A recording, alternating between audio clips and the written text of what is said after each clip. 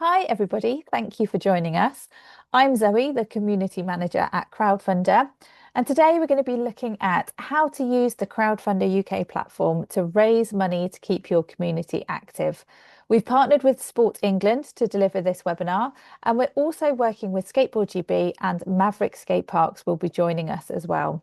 We'll be looking at how you can utilize the platform and hopefully access some of that money available from the Movement Fund to help develop your skatable space or maybe offer a program of activity. Okay, so for some of you on the call, crowdfunding might be a completely new concept. So what I'd like to do is, first of all, just take a look at crowdfunding. What is crowdfunding in a nutshell? The concept of crowdfunding is essentially raising funds or raising money from the crowd of people around you or your community. So it's going out into your community, whether that be sector-wide, whether that be in your locality, and actually bringing in pledges and donations towards your fundraising targets. So the way that you would do it with us is you'd go along to crowdfunder.co.uk and you'd start setting up your unique crowdfunding profile and of course your page as well. So that is essentially where you're going to tell your story. That's going to be public facing. So your project page is the thing that you will share with your community in order to have them make pledges and donations direct to that page. That story on there really does need to showcase who you are. So it's a really good opportunity, almost a bit like a shop window into your organization or into your activity that you're looking to promote. Let people know who you are, what you're doing, why you're raising the money, how much you need to raise. And then it's up to you to really spread that word and share the link to that crowdfunding campaign page with your community and with your networks. There's a huge amount of support available to help you to do just that. So please do engage with us every step of the way. We've got a wonderful knowledge hub on our website. We have different events that you can come along to that are free to access as well. We really are here to champion you and support you and also give you all the skills that you might need to run a successful campaign. Your supporters can donate to your crowdfunding campaigns. They can claim rewards. We'll look at rewards a little bit later on in the session. And you can also have other calls to action on your campaign page as well, such as simply sharing that page with their own networks. Maybe they could do a bit of fundraising on your behalf as well. Essentially, once you have a successful campaign and you've closed your campaign, you'll have access to that money that you've raised within around 7 days. So it's a great way to raise money in a potentially quite a short amount of time if needed, depending on what your fundraising objectives and fundraising needs are. So why would you fundraise in this way? Some of you might be very happy, very comfortable, and very used to in-person fundraising, or you might be reliant on specific grants that you apply for year in, year out. Crowdfunding can be a really brilliant way to not only diversify your income streams, but actually can bring you all of these other benefits as well. Primarily, it's a brilliant way to build confidence in your idea. Just putting your message out there and actually creating that crowdfunding campaign page and sharing it with your networks and your community will help to build confidence in your idea. It's a very low risk way of doing a bit of market research. You're going to feel validated when people start making donations to your campaign and leaving messages and comments of support. That's really going to be a confidence boost for yourselves. And also, it's potentially going to help you get noticed by a wider audience too. So building that awareness around not only you as a group or an organization, but also your project idea. That will lead to people potentially getting excited to see that project come to fruition. So creating a bit of a buzz around what you're doing. And we really do encourage you to kind of self-promote and broaden your network. So you're actually getting noticed by a wider group of people, which can be challenging, but we'll make sure that we give you the tools to be able to do that as well. Along with that will come some advocacy. So people that are supporting you will no doubt want to talk about the great things that you're doing to their networks as well. So all of a sudden, you're organically growing your own crowd or your network around you.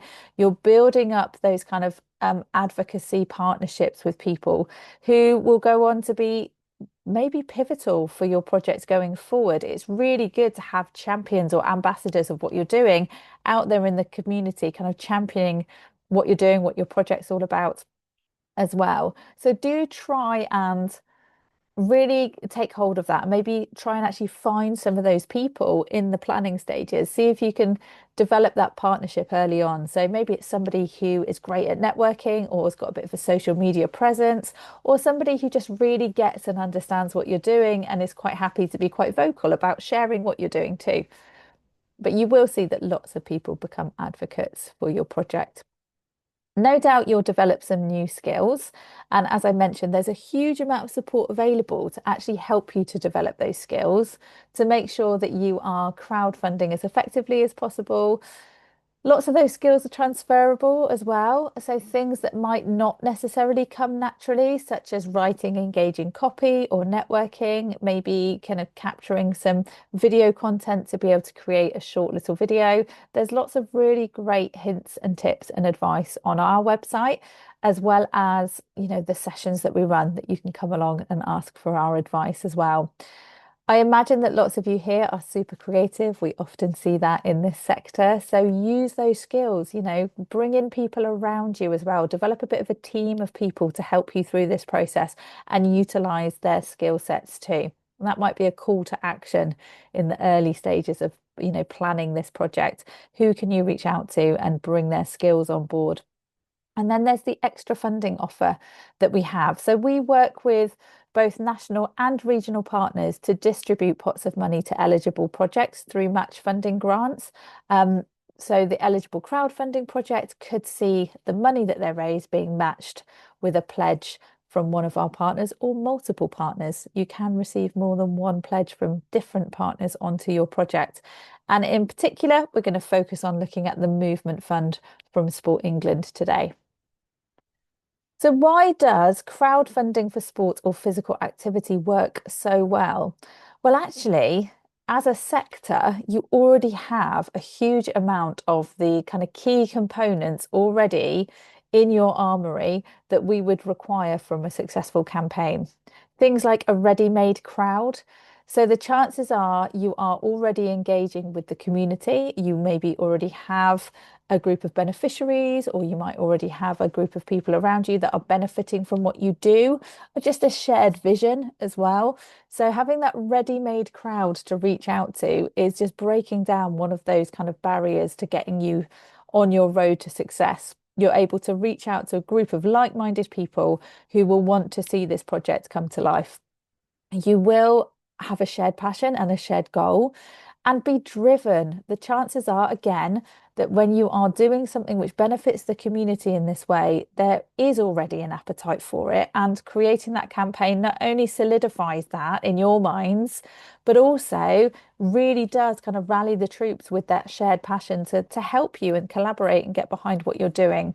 So bring that team together, reach out to those people because they're going to be pivotal in helping you on your road to success. As I mentioned, kind of knowledge sharing or utilizing people's skills wherever possible as well. I imagine you're already known in the community. You might already be working and having impact in the community, delivering outreach or projects, or maybe even you've been quite vocal about the needs for the community if it's maybe a skatable space. So you might be known as a group or an organisation already. That's going to make some of those conversations a little bit easier when you're doing those calls to action. You might have the capacity to run fundraising challenges or activities, especially if you have your own space or own venue that you're able to facilitate that. If not, that's absolutely fine. It's still an option for you and something that can be really helpful. So reaching out to different organisations such as schools, community groups, that you might be able to maybe set a fundraising challenge or just have it as a call to action. So for those that aren't financially able to maybe give to your campaign, there are other ways that they can support you. So fundraising themselves on your behalf, maybe offering rewards, and obviously sharing your campaign as well with their networks. So when it comes to rewards, again, being known in the community, having those links, working with people in that way is going to enable you to have potentially a network of people that you can reach out to in order to source some rewards to list on your page. So a reward is a benefit of some kind in return for a financial contribution, and we'll look a little bit more detail at rewards further on in the session. But just to give you a few things to be thinking about, that could be products or services that you are able to provide, and that might be merchandise, that might be coaching sessions, that might be community events or, team building days. It could be like a skate jam that you're going to put on, for example, and there might be tickets to that because you might be doing a bit of food and it might be a community event and you can kind of justify ticketing it. Alternatively, you might be reaching out to your local business community and they might be gifting you things like high street vouchers, meals at the local restaurant. It could be from suppliers, so it could actually be equipment, could be skateboards, helmets, safety equipment. It could be merchandise from different suppliers that you work with as well, different brands.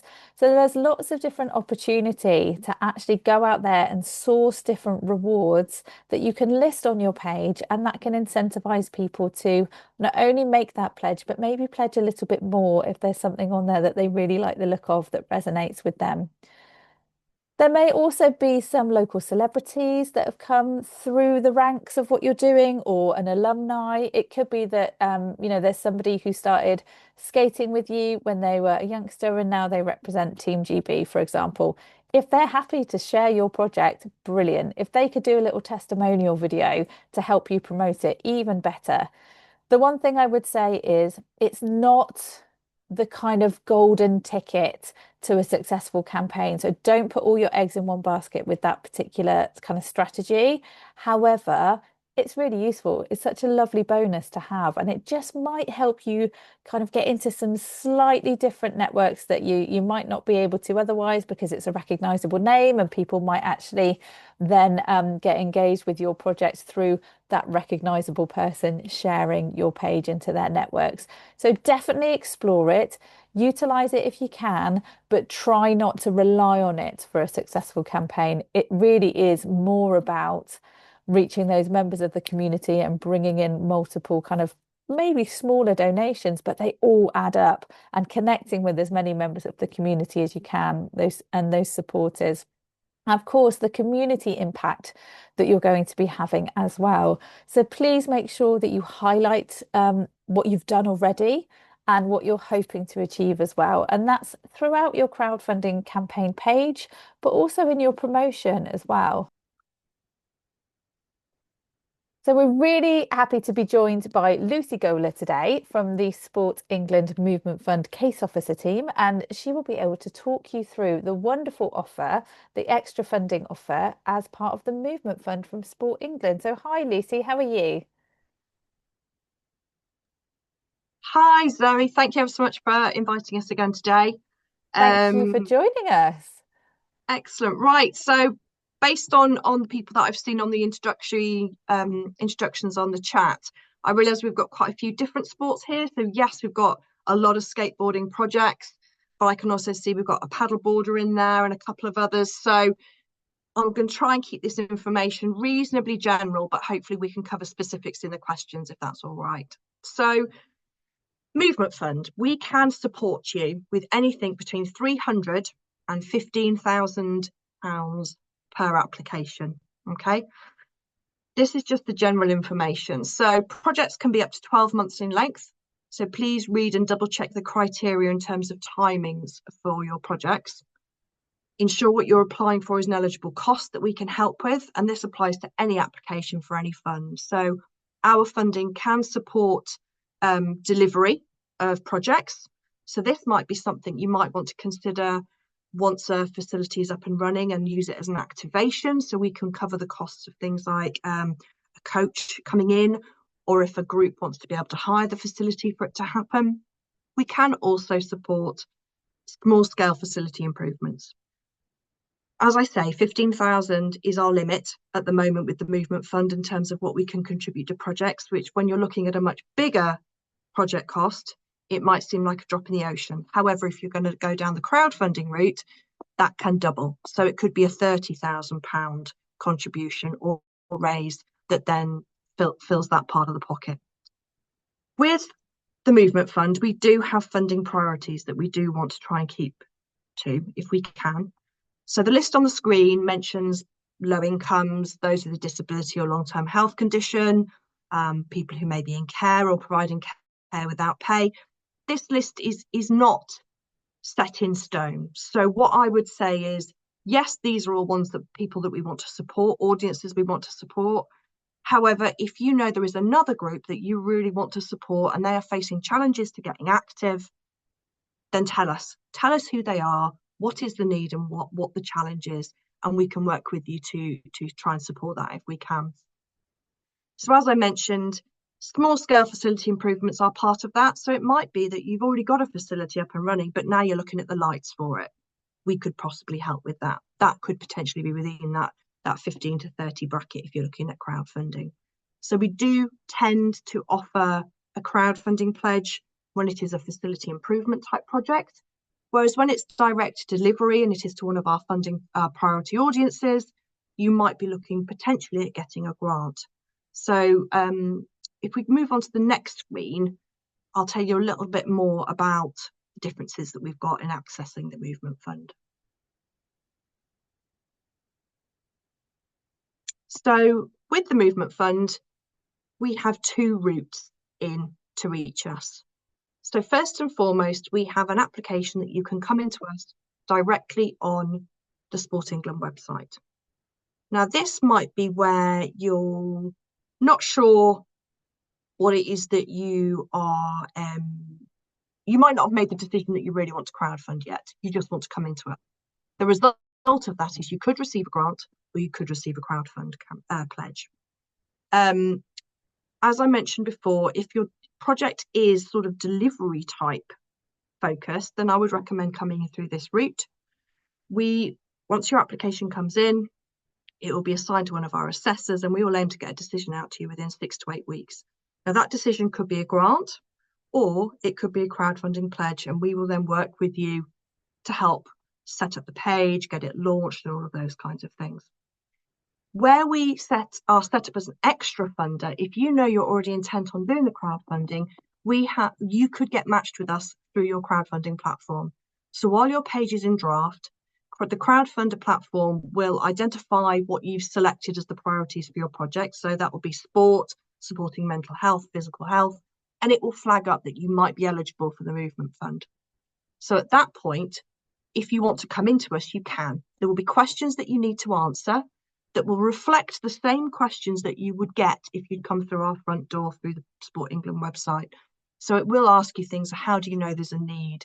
What are your project costs going to be? You can include a detailed budget. All of that's already in there. It just means then it comes through to us. We can utilise your crowdfunding campaign plus the answers to your questions to assess, and then we will come back with a decision to you. So there are the two routes in there as well. So the applying through the crowdfunder, as you can see there, we've got our priority audiences there. There'll be different things that you tick, and at that point it will flag to you, you might be eligible for the movement fund. It might be that there are other extra funders on the crowdfunder platform that also tick those boxes as well. I know there's a few on there, depending on where you are in the country, but also the themes for your project. If there's environmental sustainability involved, there's a few extra on there. So it could be that you get more than one.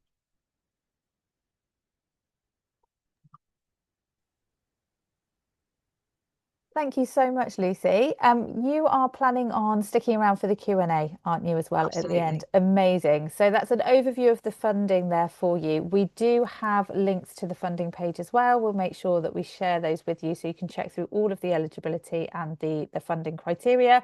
Any specific questions about eligibility, we'd recommend that they talk to you guys on the Movement Fund team and run through any of those questions directly. So we'll share the contact details as well, so people can get in touch with you directly. Thank you so much, Lucy. We'll regroup again at the end of the session. Thanks, Zoe.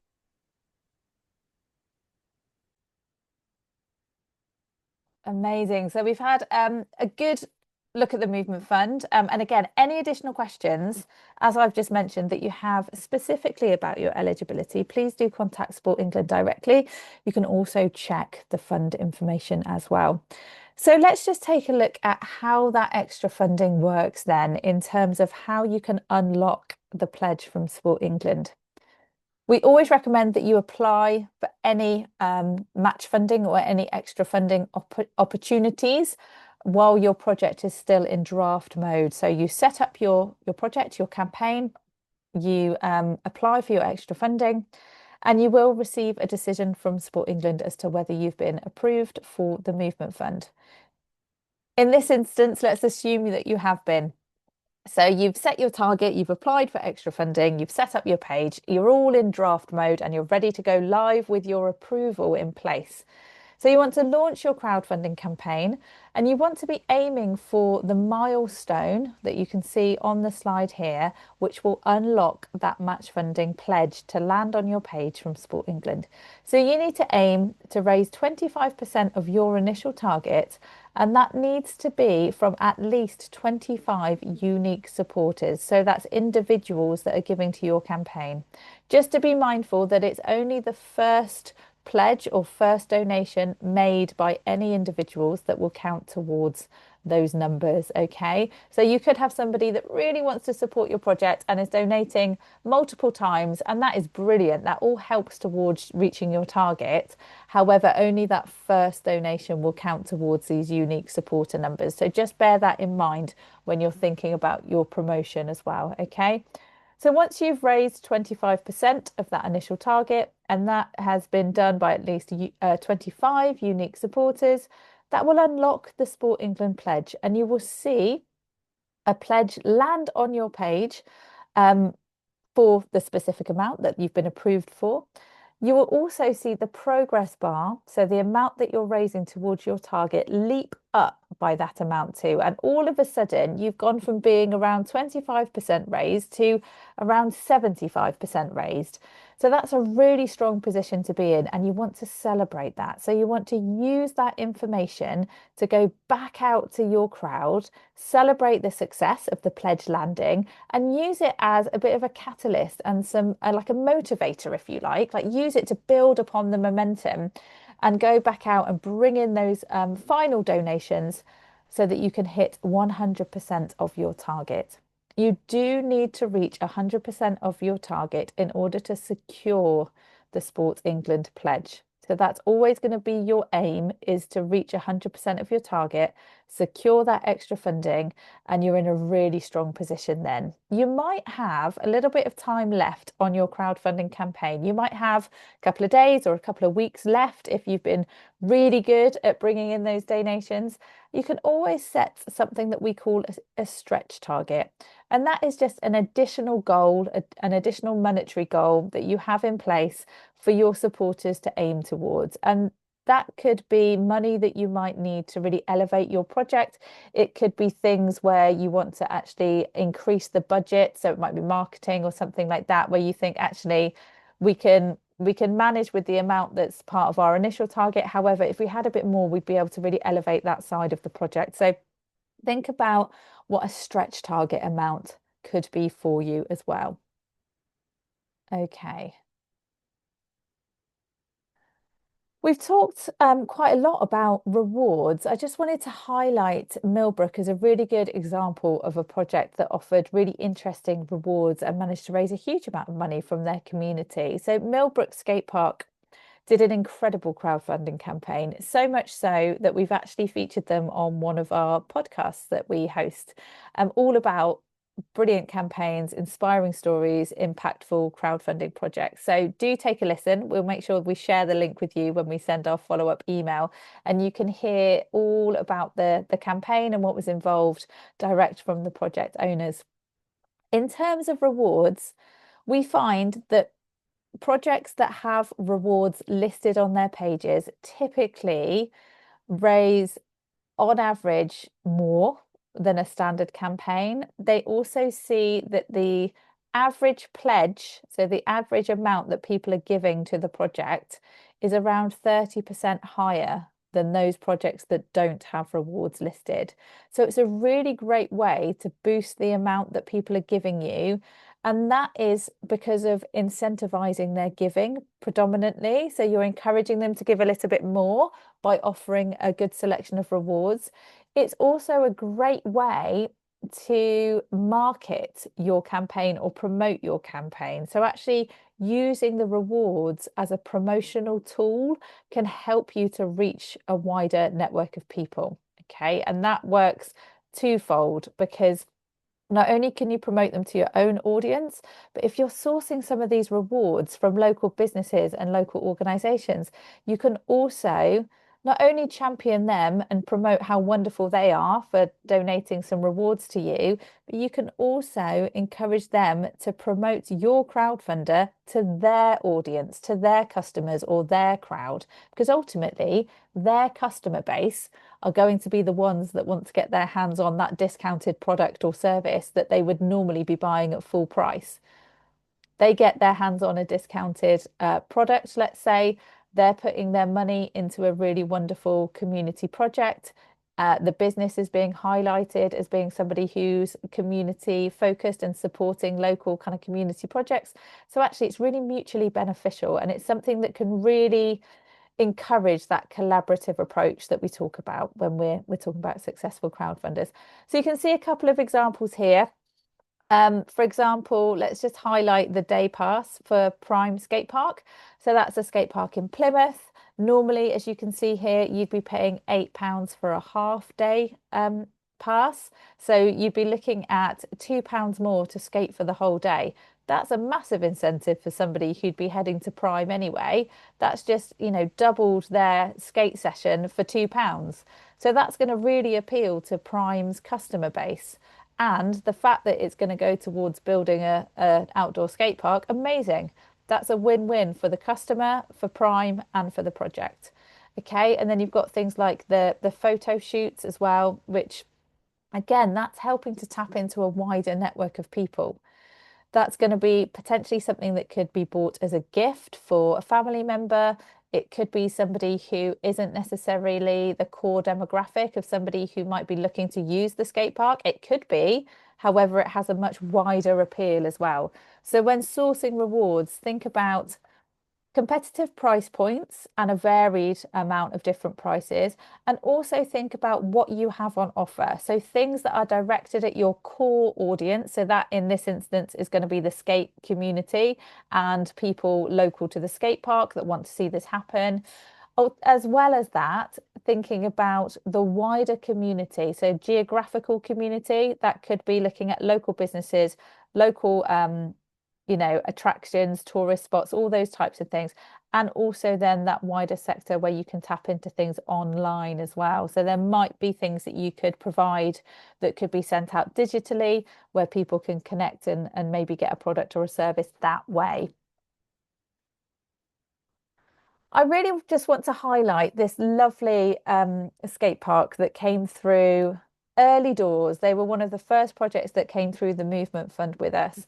And as we've talked about, the crowdfunder playing a part in a much larger project idea or in a much larger pot of fundraising that's needed, this lovely kind of Friends of Skatepark and the council came together and they were able to raise just shy of £12,000.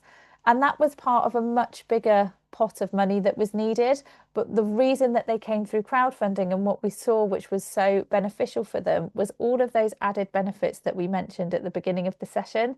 So yes, they didn't fund the whole skate park this way, but they did manage to have connection and support from over 100 members of their community. They did manage to raise a lot more awareness around what they were doing, and they've built some really solid connections going forward. One of the reasons I wanted to highlight this particular project as well is I thought that their use of rewards was really clever and really innovative. So they had a beer festival that was coming up and they wanted to do quite a lot of their in-person promotion at this beer festival. It was bringing the whole community together. There was going to be a really good opportunity to raise that awareness and hopefully bring in some fundraising activity as well. And really cleverly and creatively, they actually had one of their rewards listed as buy us a pint. And that was a pint of concrete. So I think it was for around £5. It was a very kind of low priced reward, but it was buy us a pint of concrete. And it became almost a bit of a tagline, if you like, for the project promotion. It's really memorable, buy us a pint. So they were at the beer festival, they're promoting in person, they have this brilliant tagline. And actually, how kind of creative and silly is it to just say, actually, yeah, we need however many pints of concrete to be able to build this skate park. You can buy us one. You can kind of pay it forward, knowing that you've bought us a pint or even a keg. I think they kind of had a much higher priced one, which was a keg of concrete. So think creatively. It doesn't have to be a tangible reward that people take away with them or people, have in their hands, whether it's a product or a service. It could be something as simple as breaking down your project costs and actually listing those as rewards. We've had things in the past where people have had the opportunity to name something by way of a reward. And you know how much we love to name things like Boaty McBoatface. Can somebody unofficially or officially name a part of your skatable space? Could they be part of an opening? Do they get to cut the ribbon on the open day? Are they the first one to skate the park or the first one to take part in the project delivery? Whatever it might be, think creatively, think about experiences, think about memorable things that people will take away and talk about, because that's going to help with your promotion as well.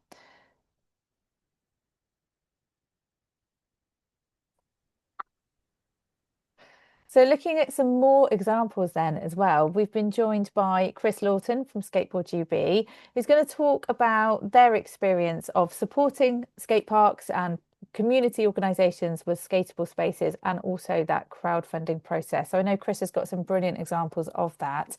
Chris, thank you so much for joining us. Hi, Zoe.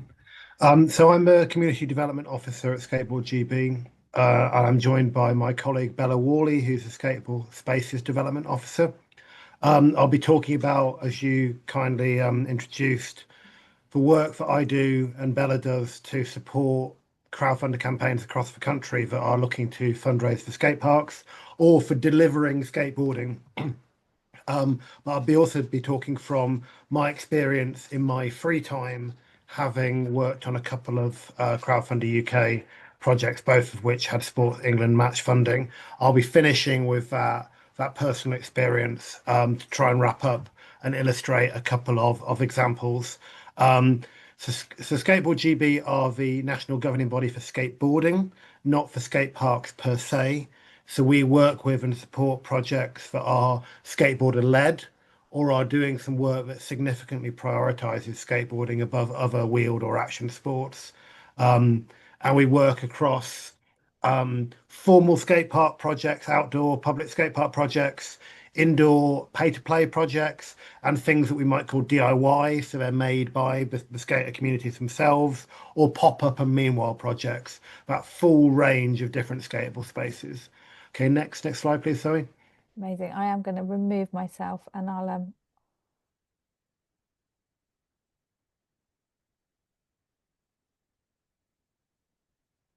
Whack the button again. I realised I've got the animation there. So, first of all, let's have a little bit of context on skate parks in Britain. Skateboard GB are just completing an audit of UK skate parks with Beton Park and Goldsmiths that will be available in from January next year. That gives us an idea of just how many public skate parks we have across the country. The important first thing to say is that concrete is now really the standard rather than the gold standard for outdoor public skatable spaces. It's far more durable than wood or steel. It's far more able to be designed in a bespoke way that meets the needs of that particular community, whether, for example, they prefer to skate transition, i.e. ramps, or whether that particular community prefer to skate street architecture, plazas kind of stuff. A bespoke in situ poured concrete skate park can meet those different sorts of local community needs. And now in the UK, we have 5 to 6 excellent skate park design and build companies and a really excellent ecosystem of build crews. So you get different mix of individuals and companies working on different projects. We always recommend that local authorities go out to open competitive tender, to make sure you've got at least 3 quotes or designs to choose from in order to get that optimum outcome for the user community. But a public skate park, so a public concrete skate park, will be guaranteed by the skate park company for between 10 and 20 years. That kind of sustainability and longevity and quality doesn't come cheaply. So looking at currently skate parks being built at the moment, some skate park projects I've worked on myself, if you're looking at between sort of 400 and 600 square meters, that's likely to cost at least £200,000, potentially as much as 240, £250,000. This is going to vary significantly based on the site, the proximity of that site to the skate park company, the specifics of a location, how easy or difficult it is to get stuff on and off the site, how much civil engineering is going to have to take place. But you're still looking at a significant amount of funding to raise. Therefore, it's very challenging to fundraise for a skate park and often takes at least 2 years from the point at which the local authority provides you support in principle. They are going to support you going through the planning and the fundraising process. Some funders will provide you with the funds before you've got planning permission or it's being confirmed to have a permitted development order. Some funders, including Sport England under the Movement Fund, require you to have planning permission or for that project to be under permitted development. So you're looking at a bit of a long life cycle of working, and fundraising is part of that life cycle. But I think within this challenging context, we should be very proud of ourselves as a community, because we've seen 10 to 15 years of what's been referred to as austerity, which has particularly affected local government. Local government budgets for things like parks and sports amenities. But during that period, we've seen an exponential growth in skate parks. So where does crowdfunding fit into all of this? If you just whack return, thank you, Zoe. So crowdfunding can be really important at a number of stages, and I'll illustrate those stages with a personal case study in a moment. So skate park projects, because we're talking about at least £200,000, they tend to be funded for a combination of different funds. So local authorities, councils may be able to fund all, or in most cases, part or a significant part of a skate park. This may come from funding that they have from a development, i.e. Section 106 or SIL funds. It may come from a place-specific fund, for example, the Towns Fund, which is now known as the Neighbourhood Fund by the new government, Levelling Up, which provides specific funding for a location. It may come from an application that the leaseholder, in most cases local government, has to put in that will be provided by a landfill community trust, for example, FCC, Biffa, Veolia, etc. And those funders will provide up to £100,000. That's quite a significant amount, capital-only funding. Several of the water companies, Severn Trent, for example, will fund skate park projects, and they'll provide quite significant funding, for example, around £40,000. And then some counties, for example, have legacy big lottery funds where a charitable body within that county will hold big lottery funding that you can bid into, and that can in some cases be quite significant. Other areas have partnerships with Sport England and the Active Partnership that provides direct funding that's specific to that local area. That might be connected to, for example, Olympics or Commonwealth legacy funding or other agreed funding streams, for example, in London with London Sport. Or you might be able to access local commercial sponsorship or philanthropic donations. But in almost all cases, you're talking about a combination of different funding streams. Some of those grants can be large, for example, £100,000, many of which will be much smaller. So you might have many different grants coming in, and you need to have a timeline, because we'll talk in a moment, as Lucy has spoken, about eligibility and about, for example, the Movement Fund requires you to have delivered your project within a year of being pledged that funding. So you need to be quite careful about what fund hits what point in your life cycle. Next slide, please, Zoe. So this is an example of a skate park life cycle, and it shows you what a kind of an involved process it is. From that initial fundraising and awareness raising that happens from the community, and it may be pre-planning permission being granted, so the community are raising awareness and demonstrating demand. They might use design consultation as a really active, hands-on, participative and enjoyable way of engaging the community. So that initial design ideas, what do you want built? Where do you want it built? Is a great way of engaging interest. And then should you go through the procurement process before planning permission, sometimes necessary because the planners will want to have a design, for example. You might go through the local authority advertising for tender. Then around that time, you'll have a planning process. And when a skate park company are in place, they'll want to go through their own in-depth design consultation with the user community. Brilliant. You're then in the world of construction. You've raised the money, spade through the ground, and you can be thinking about things like work experience. And then you're celebrating. You've got the opening event. You've got the engagement with press and local media. You're thanking your crowdfunder donors, and you're thanking Sport England for their kind pledge. And then you've got activation programming. This is where you may have a crowdfunder, not for the skate park itself, but to activate it with free coaching sessions, coach development, etc. And finally, you want to be evaluating it. If you want to get more funding for future activation, you want to be able to evaluate and prove your impact.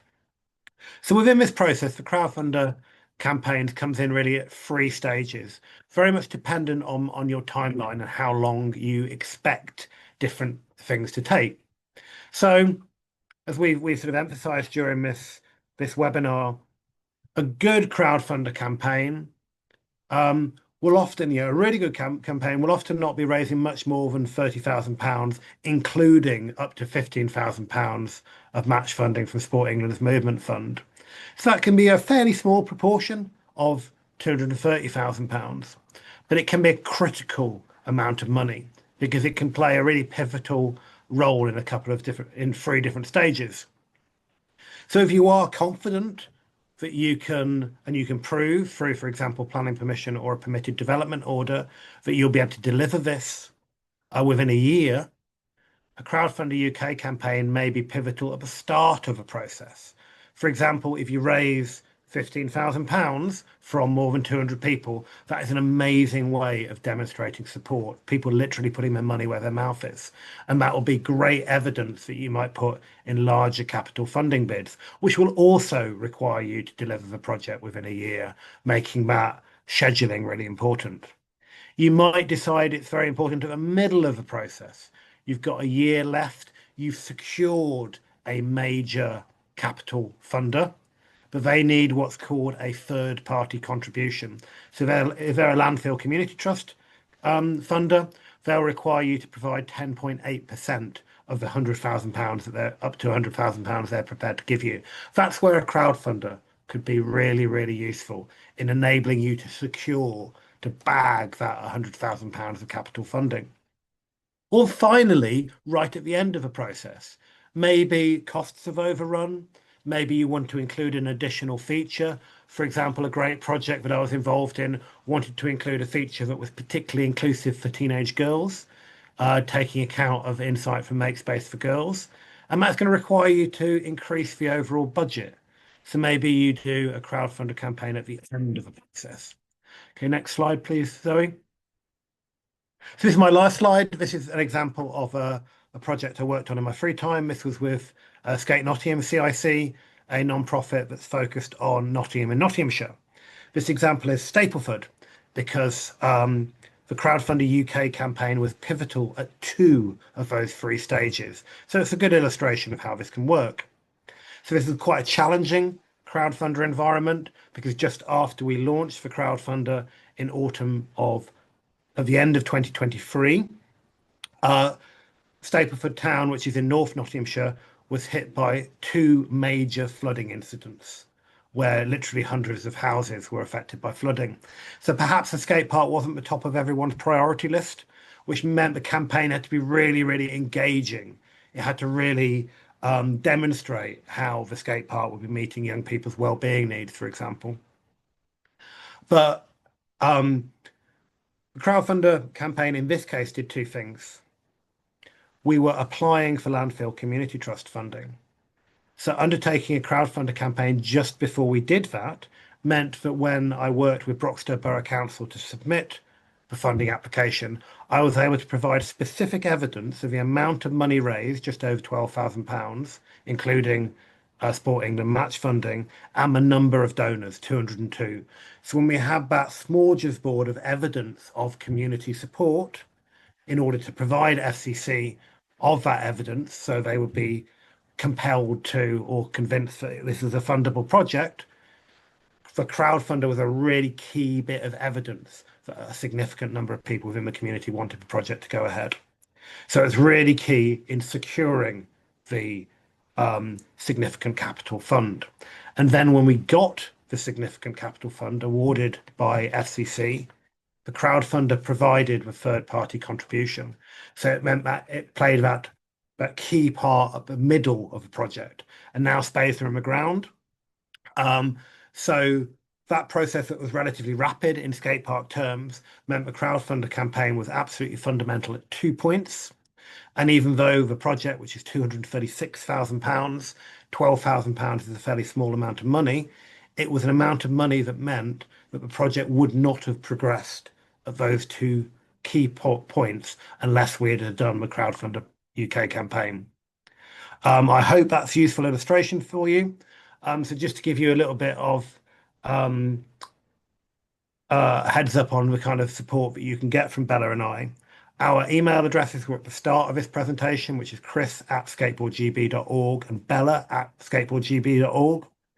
We'll provide a lot of in-depth support for you on a crowdfunder campaign that links to skateboarding or significantly prioritizes skateboarding, which can include commenting on your draft campaign page before you published it. It could be giving you a little bit of advice and support alongside the Sport England team on the kind of priorities and the things to bring out in your application for match funding. We can help you with telling a compelling narrative about the impacts of skate parks and skateboarding, for example.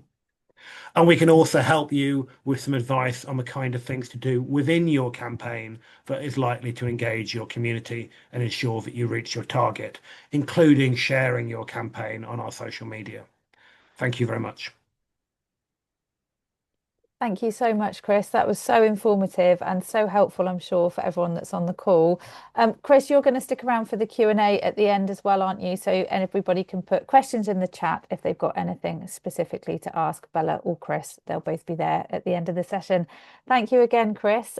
Really, really useful information. And we will see you at the end of the session.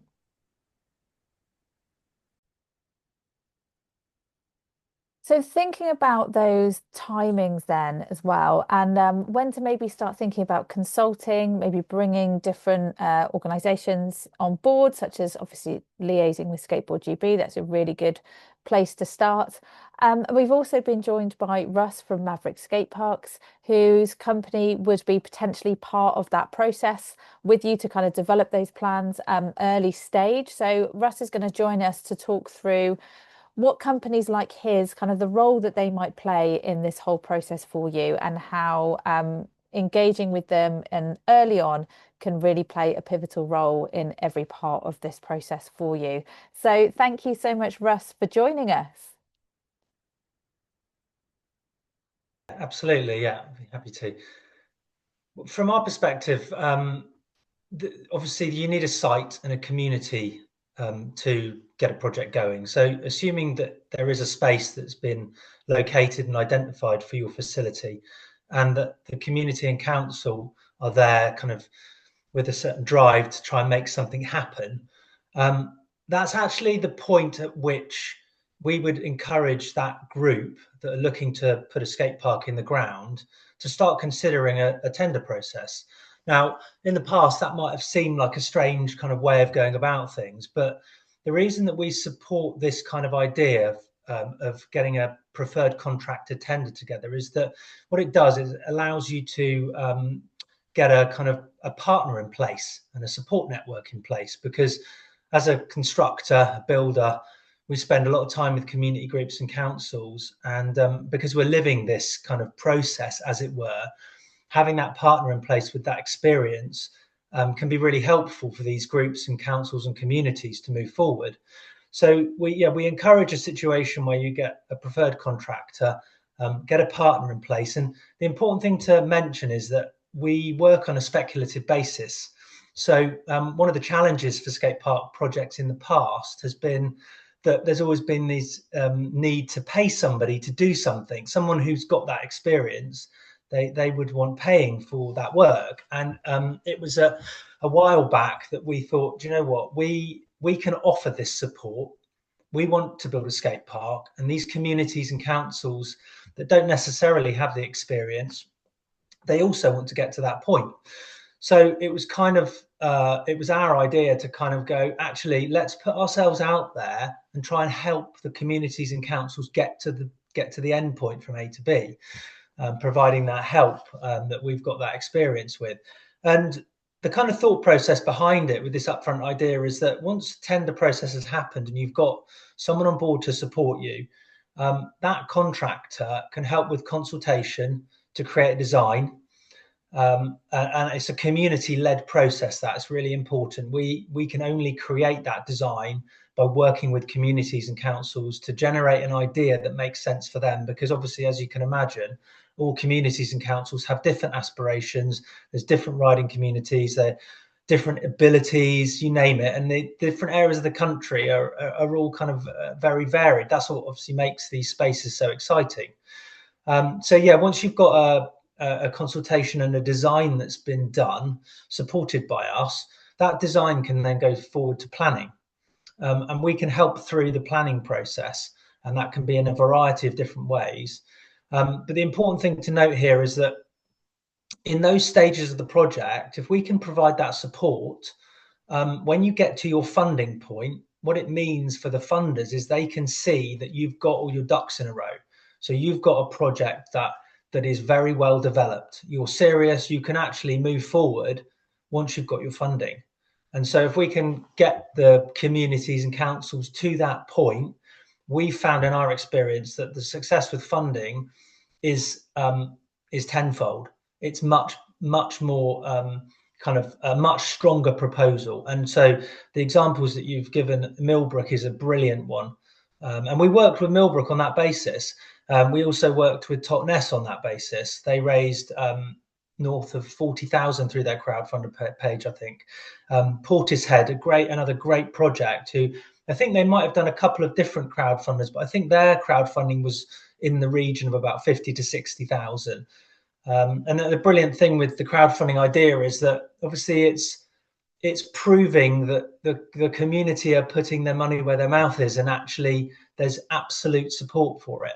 And the funders, clearly that's a really important factor in decision making. And so, yeah, that's the kind of idea really that, we've been championing for a while, because like Chris rightly said, these projects are not straightforward.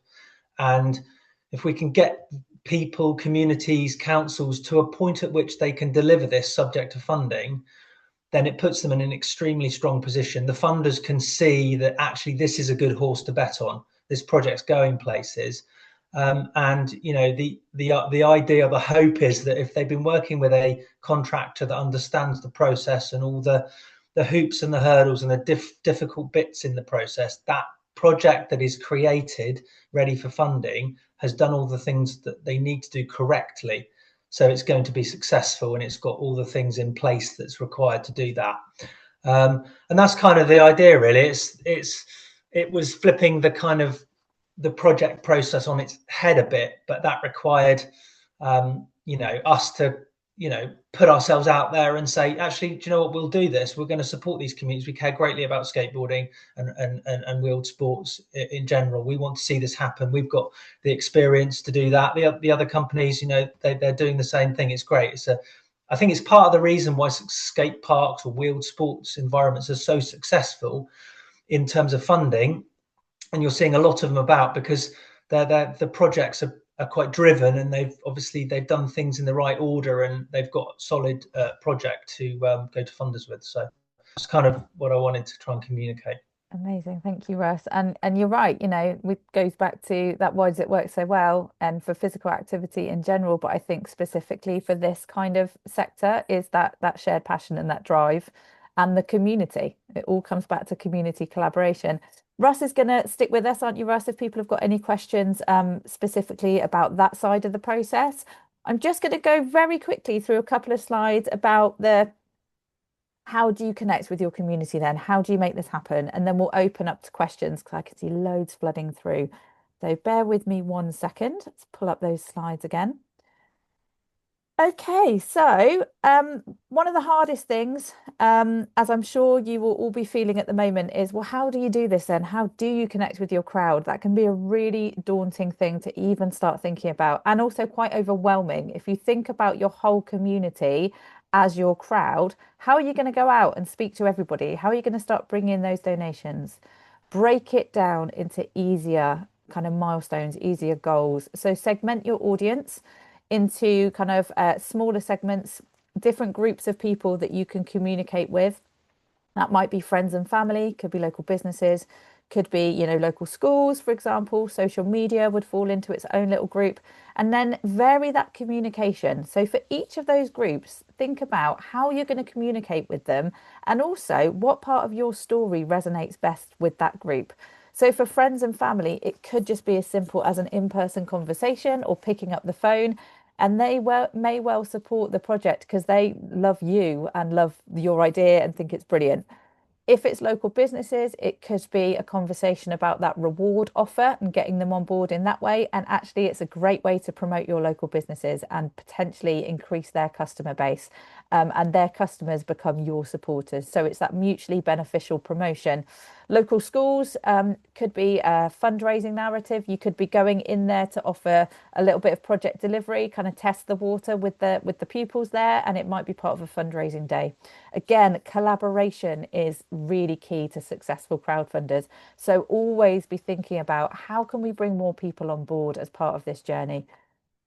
And keeping your supporters in the loop. So make sure you're posting things like updates to your page, keeping people up to date with hitting milestones, what's going on outside of the campaign, as well as the fundraising activity. And a brilliant way to keep on top of all of that is having some kind of spreadsheet, or a network spreadsheet, as we call it, to just log all of your activity, so that you or the group of people working on promoting the campaign can really see what's working, where people might need a bit of a nudge. And it helps you to be reactive throughout the live campaign rather than constantly having to think on your feet about different ways to promote and what might engage people. Do it in the planning stages. Have something like this to refer to, and it's going to make all of that much easier. Just a bit of an example, you can see looking at here, they've got their audience. So St John's Primary School, local primary, how are they going to connect with them? Well, actually, it's going to be word of mouth at the school gates. They're going to try and run a fundraising event. So they need to speak to like the PTA, the head teacher maybe. The PTA is going to put something out in the WhatsApp group and an email. What's the status of that? Well, they've spoken to the school and they're arranging a fundraising day. And you would update that status when that kind of comes about throughout the course of the fundraising. Okay. Oh, very quickly then, some top tips on the screen now. Start strong. Know where hopefully 10% of your money's coming from. If you can, have a bit of a soft launch. So go live with your project and reach out to some core supporters, friends, family, people close to you, people that are already engaging with what you're doing, and get some donations on the page before you have a public launch, before it goes out to the wider community. That way, those that look at your project see that it's already on track for success. You've already got some people supporting you.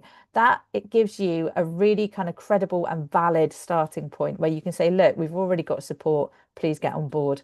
Set some realistic goals. So that might be your target. If you do have a bigger target, break it down into bite-sized chunks and milestones to work towards. That's going to be easier for you to communicate. It's going to be more palatable for your supporters to get behind as well. Tell your story from a place of authenticity, showcase your personality wherever possible throughout the project. And that story needs to incorporate things like visuals, a video if you can do. That's a really great way to get your message across in a short amount of time. And of course, stay connected with your supporters through those different things like updates, newsletters, whatever it might be, social media posts. We've got a wealth of support to help you do it. So please do connect with us and our panel who are on the call today. So do reach out to people. We're here to support you to get funded and get more people active, more people into board sports. Okay, let's see what questions we have coming on. So if I could please ask everybody to pop their cameras and their mics on. Let's fly through some of these questions if we can. I've seen Lucy, thank you, and a few others, Becky as well, putting some responses into the chat. Has anything cropped up, Becky or Lucy, that you'd like to highlight in this section? Yeah, I think it's quite obvious, obviously, with Skatepark focus today, that the larger capital projects that we're looking at, I think it was Chris had mentioned it's very likely that there'll be lots of smaller pots of funding coming together to fund one project. From the movement fund side of things, if you were a project you're looking to crowdfund and you were hoping to apply for match funding from Sport England, there's a couple of things that probably need to be mindful of. And I think it's been alluded to in the chat as well, that with the movement fund, it's a good idea, it's advisable to come to us towards the end of your fundraising efforts to top up your funding, because obviously 15,000, it's will contribute to, but we're aware it's not a large amount. So but we would hope that you'd come to us towards the end of your fundraising targets. And also we're only able to support projects that will start within 6 months and deliver in 12. So that's something that you also need to be aware of. Yeah, I think, was there anything to add, Lucy, from that perspective? We also need planning permission does need to be in place in advance.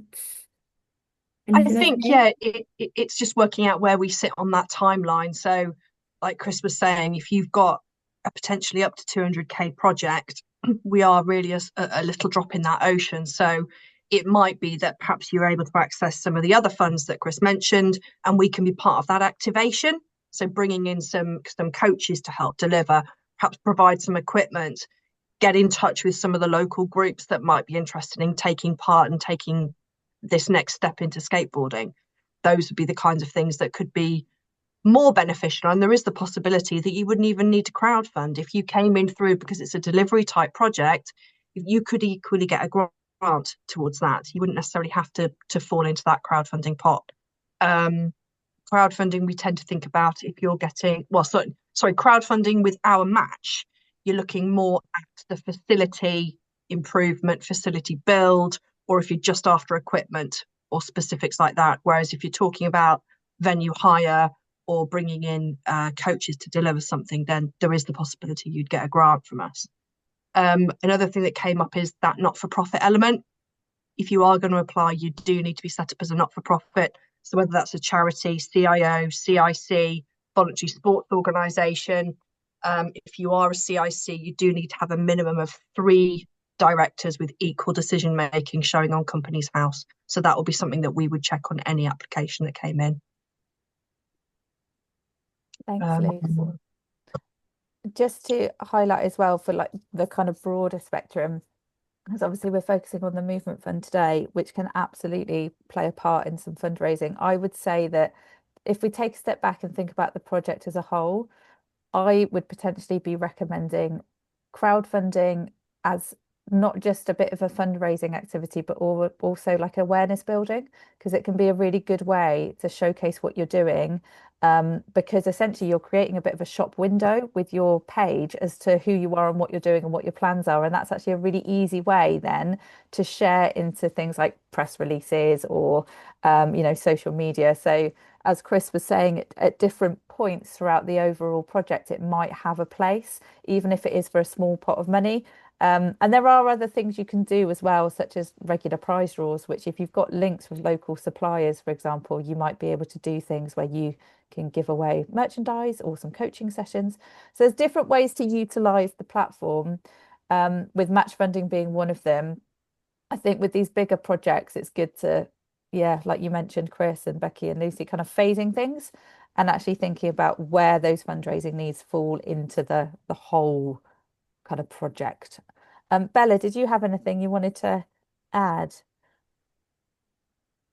Not anything in particular, but I have just dropped in the case study of Victoria Park Skatepark in Bristol, which was completed a couple of years ago now. But as an example of a campaign that had a really strong video to accompany it, which was a great way of bringing the community, like Bristol community, along with the campaign, because it showed their ambition for the space, for redeveloping the space. It had like the mock-up of the skate park, and also images and videos from the skate park as it was back then, which was just a devastating example of a skate park. So it was very visual and quite emotive, and it's and that's also, I think it's something that's quite achievable within many skate communities up and down the UK, because there's so many people who also have media skills, videography skills, and who are also very into making videos as part of the skateboarding community. So you've got all of that potential that already exists within the community to get a good video. Victoria, they also, it was just run by obviously a very capable and creative skateboarder in Bristol, but who also, sorry, I've got the background noise, it's very unprofessional. He's gone now. But yeah, they had really great ideas for rewards, like local tattoo salons donated some tattoos, which I thought was a great way to engage skateboarders, obviously, and get them to cough up some money. And collaborations with local shops as well, like a Kicky for Vicky campaign where you would film a kickflip and £5 would get donated by the local skate shop towards the campaign. That's actually how I ended up breaking my wrist, so I really sacrificed myself in that campaign. But yeah, just if this is a journey that you're about to embark on, I just recommend taking a look at that page and get in touch with us if you want more examples of best practice, really. Amazing, thank you. I'm just going to quickly pull up a few contact details. I know that you've got on your slide as well, didn't you, Chris? You've got the contact details for yourself and Bella. If you do have questions specifically about the Movement Fund, please do contact them directly and talk through eligibility. If you've got general crowdfunding questions, you can drop our support team an email and they will kind of triage your question to the relevant member of staff. But we will make sure that you've got all of these details as well. I can't believe we've managed to kind of wrap all of that up in an hour. That was a huge amount of information. All that remains to say really is a massive thank you to Becky, Chris, Lucy, Bella, Russ for joining me today. The chat box has been going off, and I know you've got loads of information from today, and you'll probably go away and have more questions. So please do connect with us. Here's a kind of next steps for those of you that might be in the stage where you're thinking about launching a crowdfunder. Alternatively, you can kind of follow us along on socials and for some inspiration, connect with our panel, and we are all here to support you at whatever stage you might be in raising some funds to get your community active, get some skatable spaces in those communities. But thank you for spending your time with us today. And we look forward to seeing all of you successfully raise funds for your projects in the near future. Thanks, everybody. Thank you.